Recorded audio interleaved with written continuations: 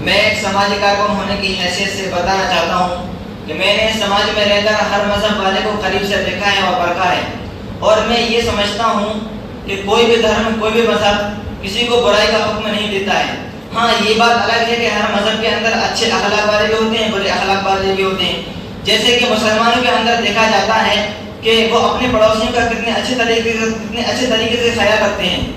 وہ کس کمیونٹی سے ہے اور کس مذہب سے ہے، کس ذات سے ہے، کس سماج سے ہے، انہیں اس سے کوئی فرق نہیں پڑتا ہے، وہ اپنوں کی طرح اس کا خیال رکھتے ہیں۔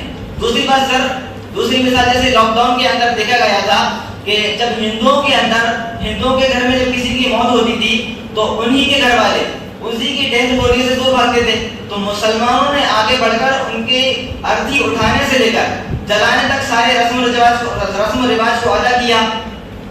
اسی طریقے سے مسلمانوں کے اندر جب کوئی امیر بھائی ہوتا ہے، دوسرا غریب ہوتا ہے، تو امیر بھائی غریب کو پوچھتا بھی نہیں ہے۔ دوسری طرف ہم ہندوؤں کو دیکھتے ہیں کہ وہ اخلاقی اعتبار سے کتنے اعلیٰ ہوتے ہیں، اخلاقی اعتبار سے بہت اچھے طریقے سے پیش آتے ہیں، وہ بغیر کسی بھید بھاؤ کے اچھی طریقے سے پیش آتے ہیں۔